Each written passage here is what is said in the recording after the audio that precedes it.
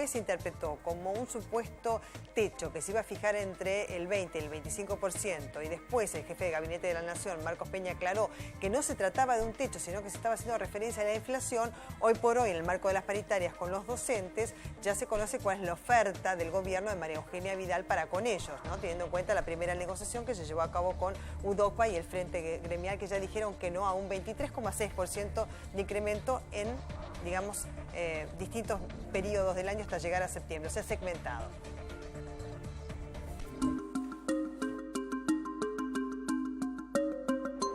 Los trabajadores necesitamos buenas noticias. Acá tuvieron buenas noticias la gente del campo, los industriales, hasta los fondos buitres están teniendo buenas noticias con la Argentina. ¿Qué pasa con los trabajadores? Que no hay buenas noticias. Orlando, el término está en el 1 de marzo. Hay un límite. El 1 de marzo el presidente va a tener que dar buenas noticias si es que quiere tener un buen gobierno. ¿y si no qué? Y si no, el camino de los trabajadores son dos. El diálogo, la negociación, poner la mejor voluntad, y si no, la confrontación. De más o menos 4.200.000 empleados, ahora tenemos 4.400.000. En el 2003 teníamos 2.300.000. 100% más. O sea, para usted hay que echar empleados. No, sobran. No digo que haya que echar porque ¿dónde lo vas a poner? Para 2016, ¿usted qué inflación proyecta? Nosotros pensamos que va a estar alrededor del 30%. Para todo el año, ¿no? Paritarias, como dijimos, sin techo, en lo que nosotros creemos que el marco de la inflación va a estar entre 20 y 25 puntos, pero creemos que ese debate hay mucha conciencia y madurez de los distintos sectores, tanto el sindical como el empresario, para trabajar en conjunto para bajar la inflación. Bueno, hoy fue un fracaso, que se sabía que era un fracaso porque incluso no vinieron funcionarios de primera línea, ¿no? Sus secretarios vinieron. Yo no sé, parece a veces que es como un folclore, ¿no? Hacer las primeras reuniones para fracasar, para después hacer una segunda, una tercera, y seguir fracasando y tironeando. Mira, dinero hay. Yo te voy a decir un número para que en el Estado siempre dinero hay, solo hay que elegir cómo repartirlo. Exactamente, ese es el problema.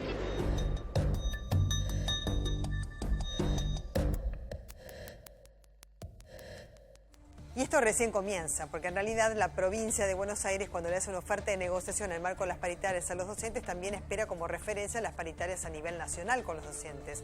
Pero ya el 23,6% fue desechado. Julián Guarino, bienvenido, buenas noches. Buenas noches. Bueno, sí, sorprendió, en parte sí, en parte no. Es decir, se esperaba una oferta de este tipo por parte del gobierno, que va en línea con lo que había marcado hace apenas algunas horas nada más el ministro de Hacienda, Alfonso Pratgay, que dijo: nosotros vemos una inflación en torno al 20-25%, y el ministro de Trabajo, Jorge Triaca, prácticamente sin solución de continuidad, salió a reafirmar justamente este concepto y a decir: nosotros vamos a negociar en el rango del 20 o el 25%. ¿Cuál fue la oferta? Quedó que la inflación iba a ser el 25%, ¿no? Claro. Claro, por lo menos lo que dijo Marcos Peña. Claro, una cosa es el deseo del gobierno de que la inflación vaya bajando al orden del 20 o 25% anualizado, que uno entiende que eso va a ser hacia fin de año. Y otra situación es la que se está dando en este momento, donde el escenario es de precios muy por encima de esa marca. Claro, vamos a las placas. Sí, porque si uno analiza un poco lo que es este escenario, hay determinado tipo de, yo digo, decisiones que ha tomado el gobierno o está por tomar muy probablemente para tratar de bajar lo que es la tensión. La tensión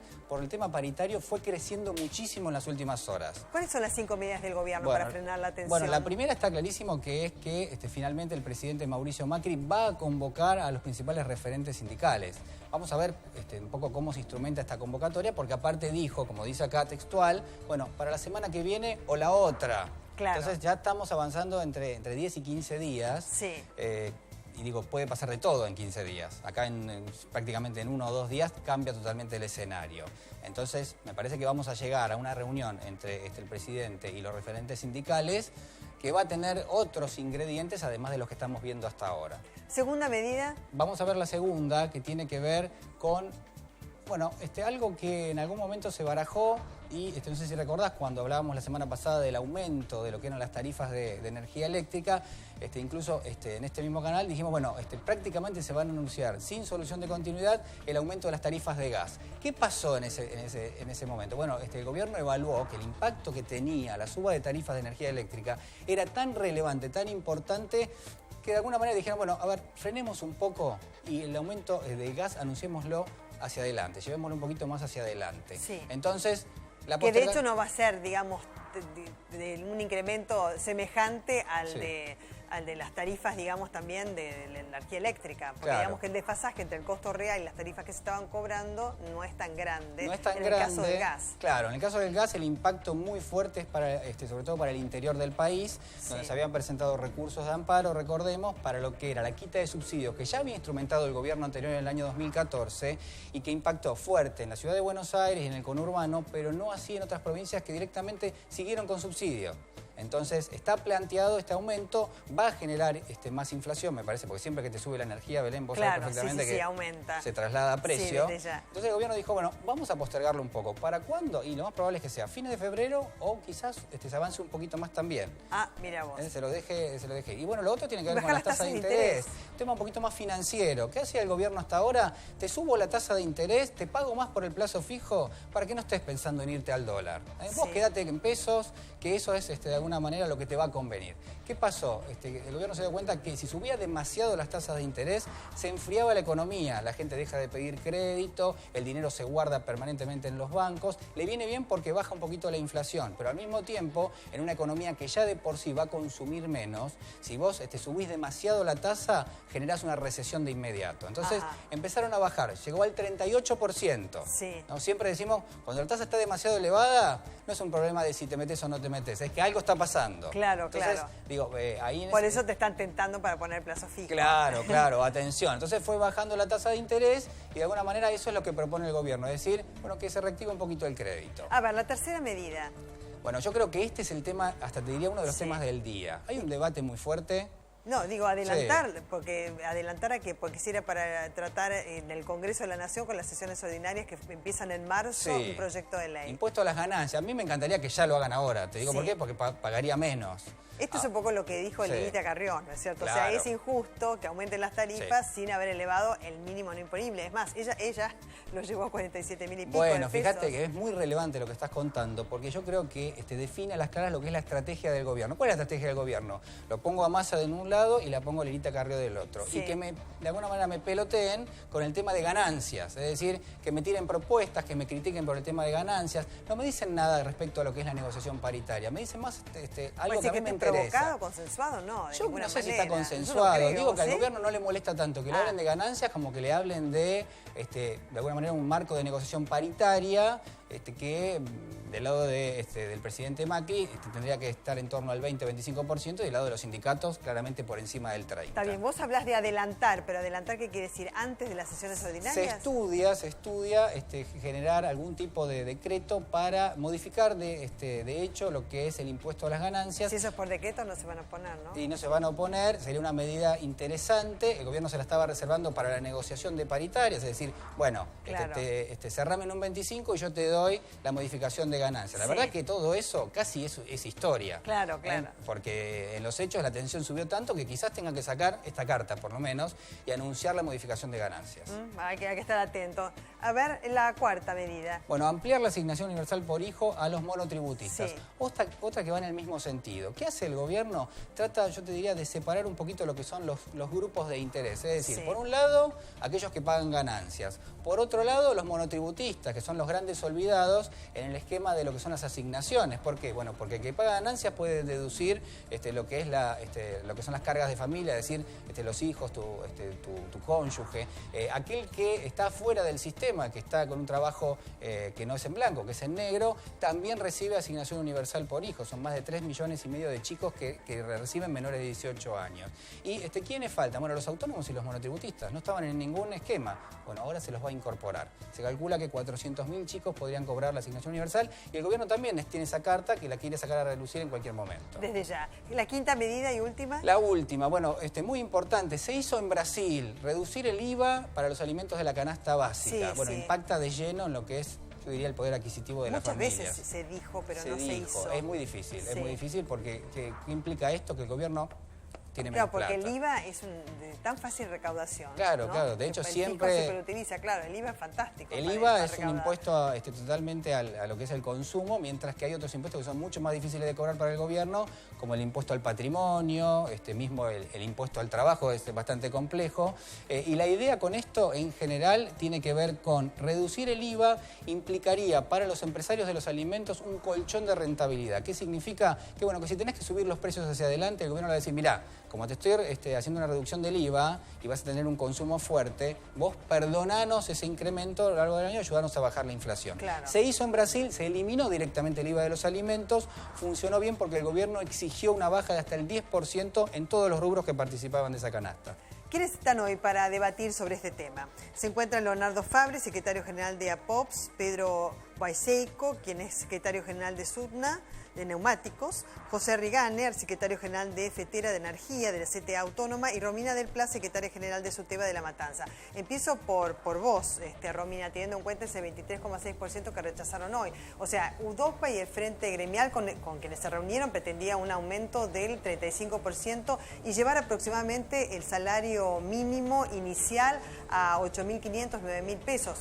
Es más, Baradel, vos estás en SUTEBA, va por más, por un 40% de incremento y un salario mínimo inicial de 10.000 pesos. Hay bastante diferencia con el 26,3% ofrecido por el gobierno. Sí, buenas noches. Es enorme la diferencia, empezando porque no es un 23,6, sino que ese es el resultado de la última cuota recién a cobrar en el mes de septiembre. O sea que si anualizamos esa oferta en 3 tramos, queda un 21%. O sea que el gobierno pretende que aceptemos el congelamiento de nuestro salario por un año, siendo que desde el mes de agosto pasado hemos recibido el último incremento en la provincia de Buenos Aires, o sea, lleguemos prácticamente a un año y medio con salario congelado cuando tenemos una inflación pasada del 40% y se estima que la de este año no va a ser mucho más baja.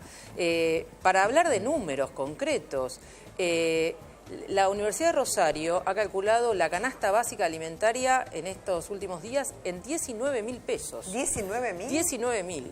Y esto aparte lo vemos todos los días cuando vamos a hacer cualquier compra. El salario se esfuma. Y cuando hablamos de salario docente, por ejemplo, en la provincia de Buenos Aires, estamos hablando de un salario que para el preceptor, que es el cargo más bajo de nuestra escala, es de bolsillo de 6.500 pesos y para el maestro de grado de 7.200, con básicos de 3.000 y 3.300. Es una cifra escandalosa y esta oferta, si es que se la puede llamar así, que hizo el gobierno de Vidal hoy, en realidad en el segundo tramo estaría llevando recién el inicial del maestro de grado a 7.900 pesos y monedas, lo cual es inadmisible, porque es menos de la mitad de la canasta familiar, por eso ha sido rechazada de plano, con independencia de las diferencias que pueda haber entre lo que pide cada sindicato y las distintas corrientes internas.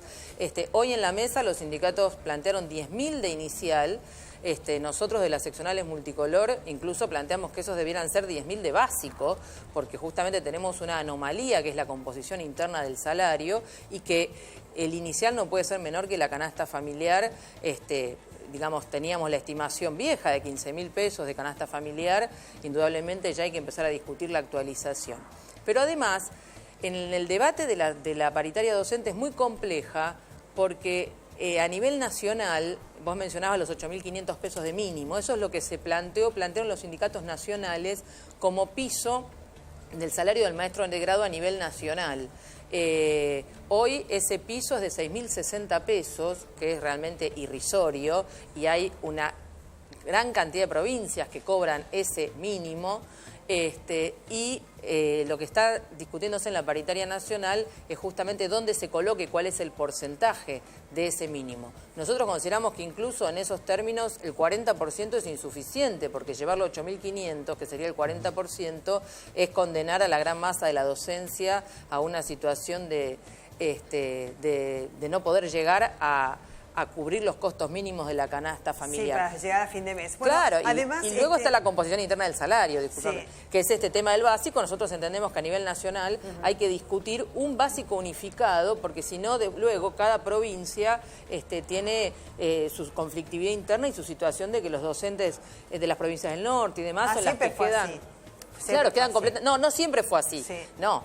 cuando había un sistema educativo nacional y había docentes nacionales, había un salario nacional. El menemismo fragmentó el sistema educativo, el kirchnerismo lo continuó fragmentado y el macrismo, por supuesto, continúa con esta fragmentación absoluta del salario. Por eso es muy cuando seria hablo la de siempre, situación. te estoy hablando de muchísimos años, digamos, atrás, desde que ha pasado esto. Estamos hablando de...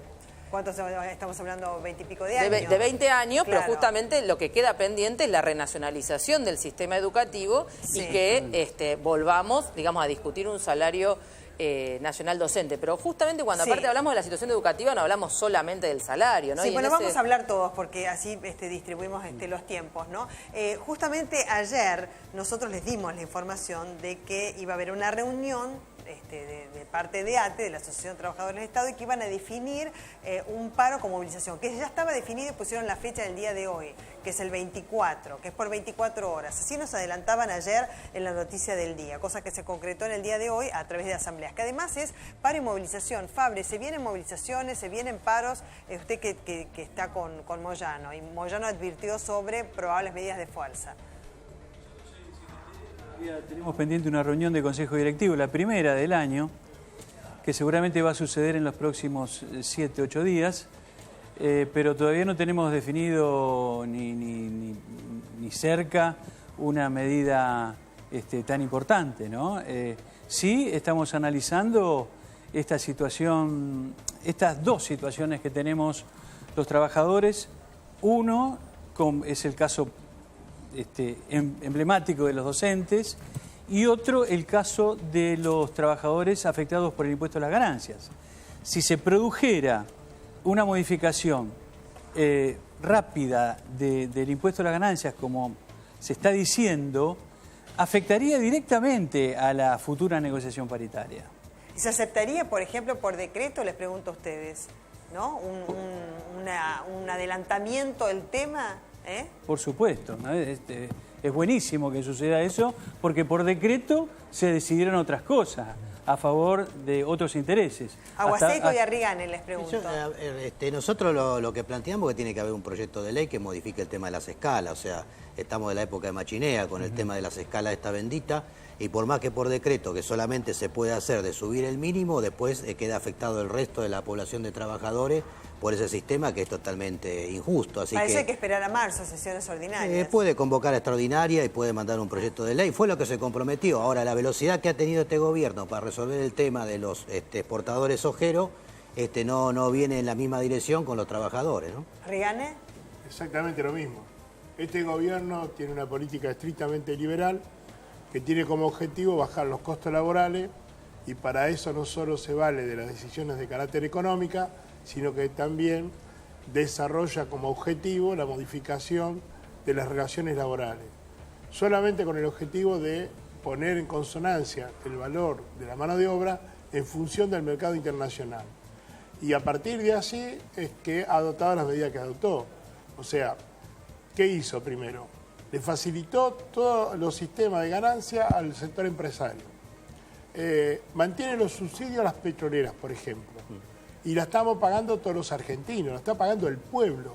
Porque lo que acaban de hacer recién en Chubut... Le regaló $10 más. Claro, le regala subsidio que el 85% lo va a pagar el Estado Nacional, o sea, nosotros. Los restantes 15% lo va a pagar la provincia de Chubut. Ahora, ¿cuál es la consecuencia de eso? Que vamos a pagar un barril de petróleo $60 cuando el mercado internacional está a $30.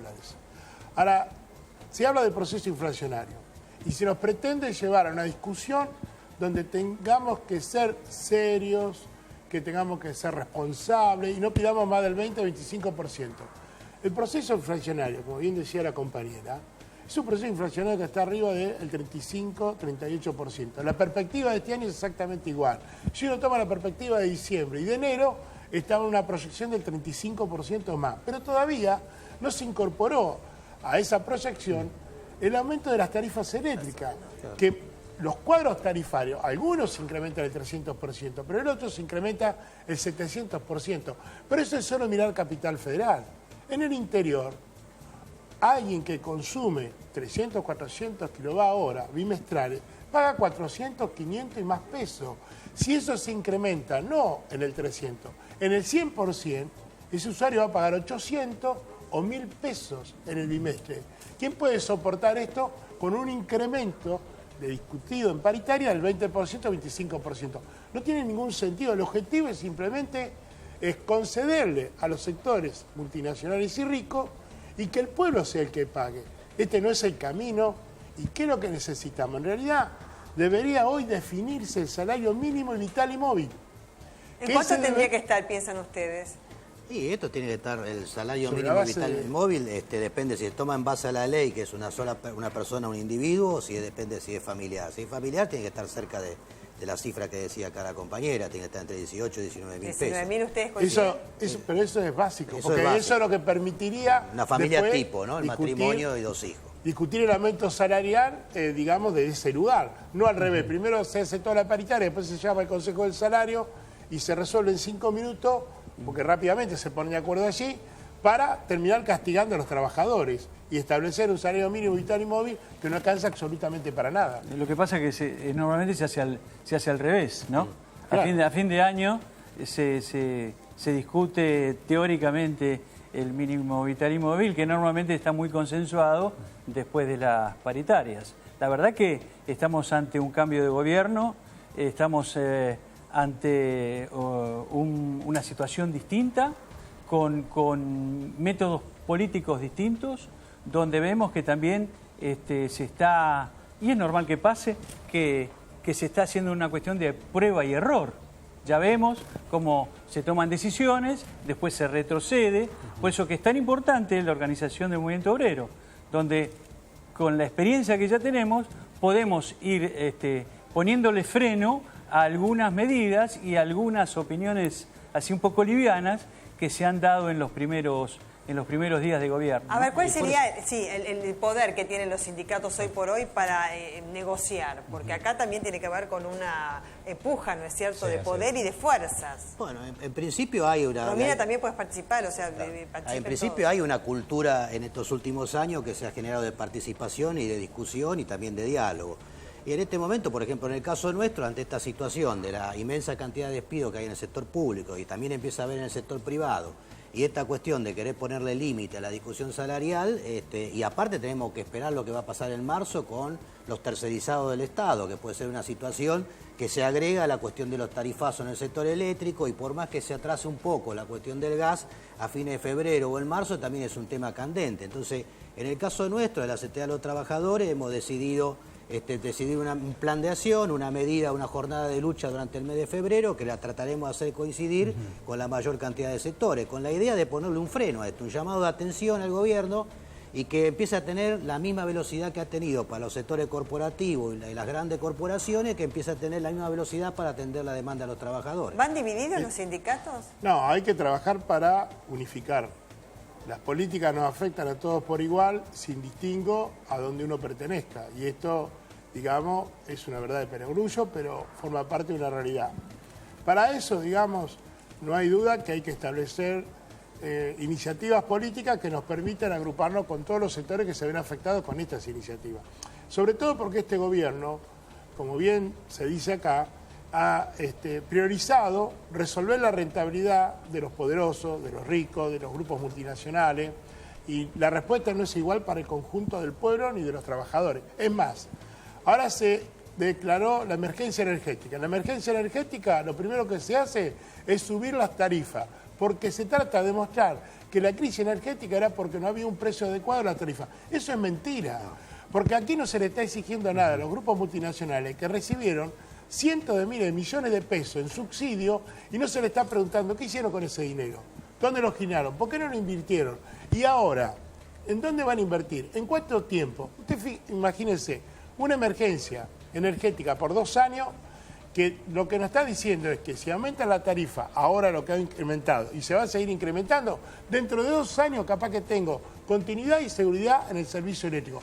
La verdad que se está decidiendo en función de los intereses de las empresas. Bueno, y esto corresponde a lo que es Aranguren en este caso y todo el gobierno, CEO de empresas privadas. De hecho, hoy el ministro de Aranguren, en función de lo que decía Rigane, de alguna manera señaló que hay que ver si se registra un nuevo incremento de los servicios de la energía eléctrica. Porque en el gas el incremento no va a ser tanto, tiene que ser menos. Después de mayo, decís vos. Han dejado abierta la posibilidad de reconocerle incluso el incremento mediante inflación. O sea, la cláusula de actualización por aumento de costos se la reconocen a las empresas de servicios públicos, en este caso privatizada y que recibe un tarifazo que vamos a pagar los trabajadores, y a los trabajadores no nos reconocen una cláusula de actualización mensual por inflación, que es lo elemental que tiene que ocurrir en un cuadro inflacionario como este, donde no podemos permitir que nos congelen los salarios por un año y que es, digamos, lo que pretende, por ejemplo, Vidal con esta oferta, y sin actualizarlo, pero sí se lo permiten a las empresas eléctricas. Esto es muy serio. Yo quería hacer una aclaración. Yo creo que el tema del impuesto a las ganancias es tramposo, porque no es una prenda de cambio en relación a la paritaria. El impuesto al salario es un robo al salario del trabajador, que viene de diversos gobiernos, fue muy utilizado por el gobierno anterior y claramente todo indica que lo va a mantener, y en ese sentido no es una prenda de cambio, porque el impuesto a las ganancias alcanza a un sector de trabajadores, debe ser totalmente eliminado, pero además no es una prenda de cambio para el docente que trabajando un cargo cobra 7.000 pesos. Entonces acá son dos cosas diferentes, y entiendo que paritarias, impuesto a las ganancias y despidos, que es el otro gran tema de este momento, que son los despidos masivos, no solo en el Estado nacional, provincial y municipales, de todos los signos políticos, sino también los despidos en la industria privada que se están encubriendo justamente con estos despidos en el sector público. ¿Ustedes han tenido despidos en sus sectores? En el caso de ANSES no hemos tenido despidos. Sí. Quisiéramos tener algún despido, porque la verdad, todavía tenemos los funcionarios del gobierno anterior cobrando 100, 150 mil pesos por mes. Por eso, tiene tantas aristas la realidad hoy laboral en Argentina que habría que hablar de todas las aristas. Uno se pregunta por qué todavía hay funcionarios que siguen cobrando como si siguiera vigente el gobierno anterior. Y no es que hagamos una persecución.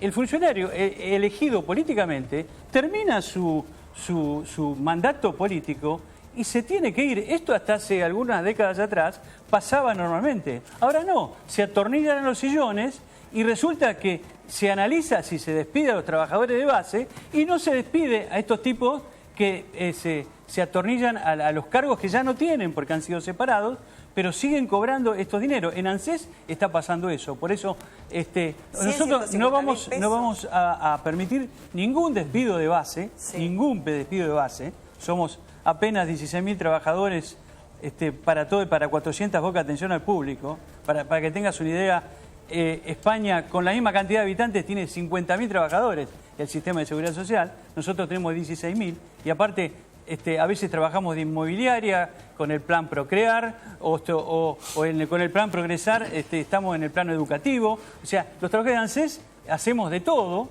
Y nuestra productividad todos los años ha cambiado y se ha superado. Por eso que bajo ningún punto de vista, y yo se lo dije a las nuevas autoridades, vamos a aceptar que se toque ningún trabajador de base de ANSES. Pero sí se reestructure los cargos políticos. ¿Sí? De cualquier manera, en la actividad privada hay despidos.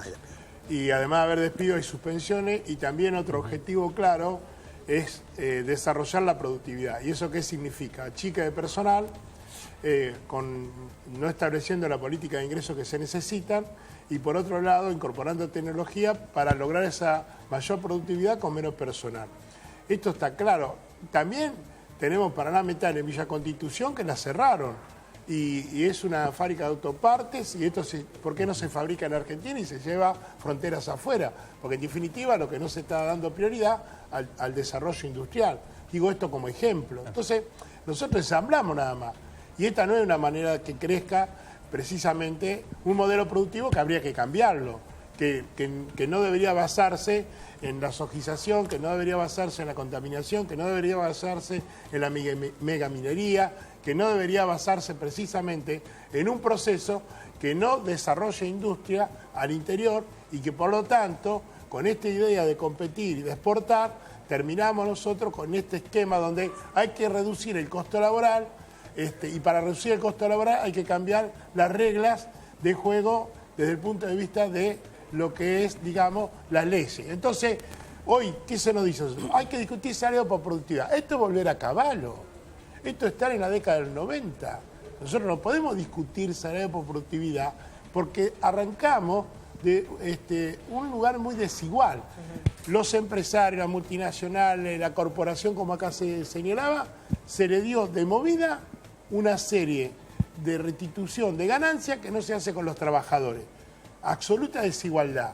¿Cómo es que nosotros tenemos que aportar para que se desarrolle la economía? ¿Cómo es que en el ámbito del petrolero se le dice a los trabajadores? ¿Qué van a aportar los trabajadores? ¿Qué va a aportar el gobierno provincial? Pero ¿por qué no le dice a la empresa qué van a aportar? Si la empresa están cobrándose más de un año el barril de petróleo a $70 y en el mercado internacional está a 30, y para producirlo en Argentina el costo es de $10-12 según la cuenta petrolífera. No, digo, lo que plantea Rigane de alguna manera se da de cara con lo que eran las políticas y sigue siendo la política energética en el país, que busca el autoabastecimiento en algún momento y que lo que trata de hacer es compensar lo que es la caída de la rentabilidad de las empresas para que sigan invirtiendo. Si en una empresa cierra las puertas y sabe que es más rentable en algún otro momento empezar de vuelta a hacer exploración y explotación de hidrocarburos, ahí vuelve y abre el pozo y empieza a sacar petróleo. Pero cuando el precio no le conviene, lo cierran. En este caso se está tratando de sostener los empleos. A través de los subsidios. Y de hecho se fijó. Ahora hay que agregarle ahora. Cada uno habla digamos, de su sector, ¿no? Les agradecemos muchísimo por haber venido, porque tenemos que pasar a otro tema después. Al respecto de los despidos, hoy Andrés Ibarra hizo una actualización, ¿no? De 6.200 despidos como ministro de Modernización, y dijo que quizás haya más, porque están revisando contrato por contrato en cada área, ¿no es cierto? Y lo que no se quiere es que se contrate a algunos sin tener la autorización correspondiente del área y que pase por la supervisión del organismo que es el Ministerio de Modernización, ¿no? Sí, hay allí una decisión por parte del gobierno que está totalmente dispuesto a transparentar la situación de los despidos, es decir, no hay ningún tipo de revisión con respecto a eso, es decir, hay líneas muy marcadas en todas las reparticiones públicas, sobre todo quienes tienen que llevar adelante el despido. Incluso se dice, y hay alguna evidencia de que hay hasta un manual, ¿no? Que un poco te da algo de letra para las preguntas que tenés que hacer. Sí, pero del otro lado está la organización del movimiento obrero. Está la organización del movimiento obrero. O sea, la reflexión es vayamos juntos en este proceso. Que el gobierno no crea que puede tomar decisiones en absoluta soledad, porque se va a equivocar mucho. Bueno, vayamos juntos en este proceso. Bueno, pues estábamos cerrando ya el tema, ¿no? Para que ninguno tenga, digamos, más espacio que el otro. Julián, entonces, digamos, hay que ver cómo sigue el tema de las paritarias en la provincia de Buenos Aires, 23,6% de aumento, que fue rechazado por parte de los gremios. Sí, se tensó un poquito la negociación. Desde ya. Bueno, hoy hubo una instancia muy importante en el seno del Partido Justicialista porque se reunió el Consejo. Ya al mediodía hubo una fractura dentro del bloque del Frente para la Victoria y esa decisión llevó entonces a un nuevo bloque, que es el bloque justicialista, que dicen que tendría 12 diputados, pueden llegar a 16, que son ex Frente para la Victoria, masistas, bueno, y también peronistas disidentes, llamémoslo de esa manera. Todo esto, digamos, en relación con digamos, la confrontación que hizo Diego Bocio con sus allegados respecto de los que componían el bloque de Frente para la Victoria. De todas maneras, de este último sector dicen que de los 90, 80 diputados estarían con ellos. Lo que pasa es que cambiaría entonces la composición del Congreso en cuanto a la primera minoría. ¿Quién la tendría entonces con esta composición? ¿Frente Cambiemos? Hay otro tema entonces que les decía que ha sido muy importante. La reunión del Consejo del Partido Justicialista, que ha puesto como fecha para la reunión del Congreso del partido el 24 de febrero para establecer elecciones el 8 de mayo, o sea, un día antes de que Fellner termine con su mandato.